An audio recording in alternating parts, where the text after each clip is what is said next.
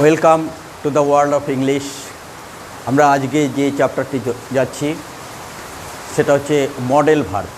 এই মডেল ভার্বগুলোকে আমরা মডিফায়ার হিসেবে ব্যবহার করি, আবার ডিফেক্টিভ ভার্ব হিসেবে ব্যবহার করি।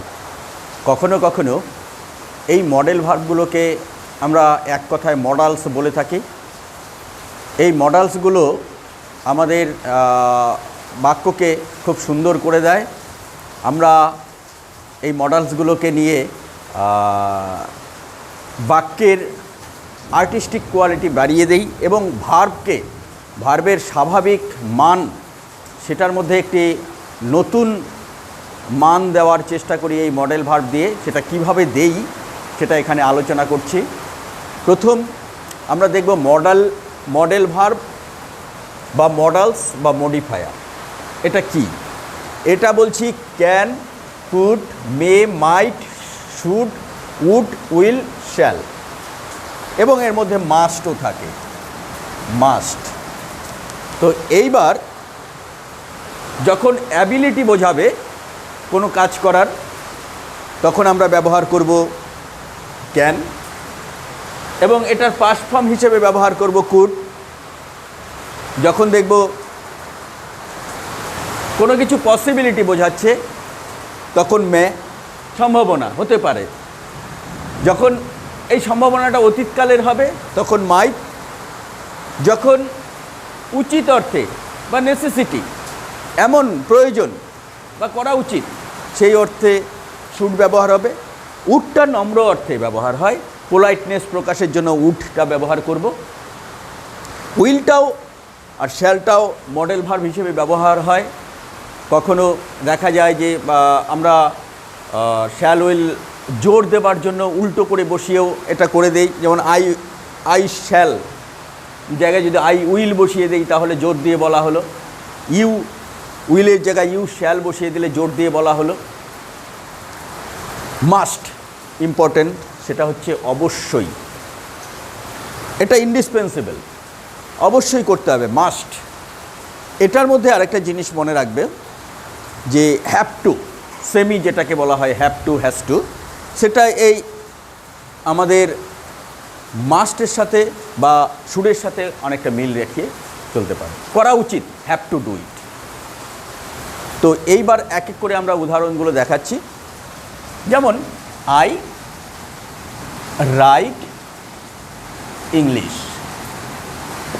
আমি ইংরেজি লিখি। আমরা এটা ধরেছিলাম A1 টেন্সে, মানে প্রেজেন্ট ইনডিফিনিট টেন্সে বা সিম্পল প্রেজেন্ট টেন্সে। এখানে আমার অভ্যাস হচ্ছে, আমার হ্যাবিট ইংলিশ লেখা, আমি ইংলিশ লিখি, স্বাভাবিকভাবে হয়। কিন্তু আমি যদি বলি আমি বলতে যাচ্ছি আমি ইংলিশ লিখতে পারি, আমি আগে পারতাম না, এখন পারি, তখন কী হবে? এই যে পারা অর্থে অ্যাবিলিটি ভার্বটি ব্যবহার করতে হবে। আই ক্যান রাইট ইংলিশ, হয়ে গেল। এইবার যদি আমি ইংরেজি লিখতে পারতাম, ক্যানের জায়গায় কুড হয়ে যাবে, আই কুড রাইট ইংলিশ। এইবার মজার ব্যাপার যেটা, আই এর জন্য ক্যান ব্যবহার হচ্ছে, তাহলে কি যদি হি হতো তাহলে কি এখানে অন্য কিছু হতো বা ক্যানস এস হতো? না, হি এর জন্যও ক্যান, আই এর জন্যও ক্যান, যত পার্সোনাল প্রোনাউন আছে সব কিছুর জন্যই এই ক্যান ব্যবহার হয়। এই ক্যান সাবজেক্ট এগ্রিমেন্টে কোনো পরিবর্তন হয় না বলেই একে আরেকটা নামে ডাকা হয় ডিফেক্টিভ ভার্ব। ডিফেক্টিভ কেন? এর ডিফেক্ট আছে, এটার সাথে কোনো এগ্রিমেন্টের দরকার হয় না, যার জন্য ক্যানকে ডিফেক্টিভ ভার্ব বলা হয়ে থাকে। এবার এটা আমাদের প্রশ্ন না, আমাদের কখন কোনটা ব্যবহার করব? ক্যান অ্যাবিলিটি বা পারা অর্থে। এবার যদি বলি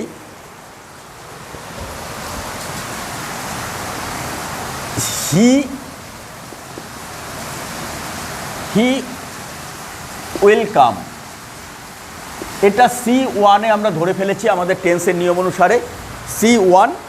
তো হি উইল কামের এখানে যদি আমরা এবার দেখা যাচ্ছে যে সে আসবে, স্বাভাবিকভাবে বলছি, কিন্তু না, যদি বলি আসার সম্ভাবনা আছে, শিওর না, সম্ভাবনা, স্বাভাবিকভাবে স্টেটমেন্ট না বলে সম্ভাবনা অর্থে এই কাম ভার্বটার উপর আমরা কাম ভার্বটাকে মডিফাই করে যদি সম্ভাবনাটা প্রকাশ করি তাহলে তখন আমরা কী পেলো, মে ব্যবহার করব। তাহলে উইল কেটে দেব, উইল কেটে দিয়ে মে, হি মে কাম মানে আসার সম্ভাবনা আছে।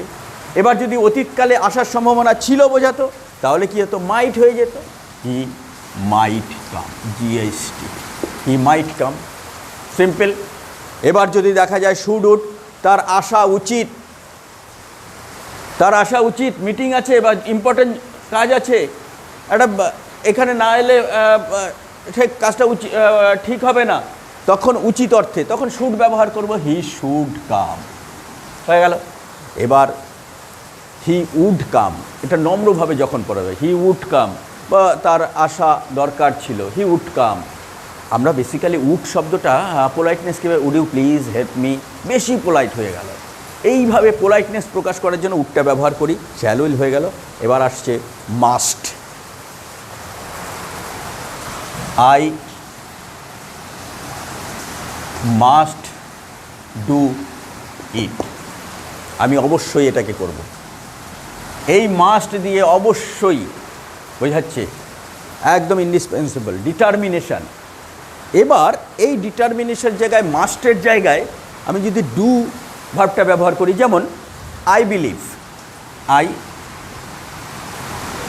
Believe it, I believe it, I believe it যদি এবার আমি এটার মধ্যে আমি দেখালাম, এটা জোর দিয়ে আমি বিশ্বাস করি, তখন কিন্তু I do believe, I do believe it. তাহলে এখানে ডুটাও কিন্তু মডেল ভার্ব হিসেবে ব্যবহার হলো। এক্ষেত্রে কিছু কিছু সেমি মডেল ভার্ব আছে, যেমন সিমস, ডু, ডেয়ার, তারপর has to, have to, seems, এইগুলো সেমি মডেল ভার্ব হিসেবে ব্যবহার হয়ে থাকে। তো এবার সেগুলো নিয়ে আমরা পরবর্তী ভিডিওতে আলোচনা করবো, আর ভেতরে ঢুকবো, গভীরে ঢুকবো।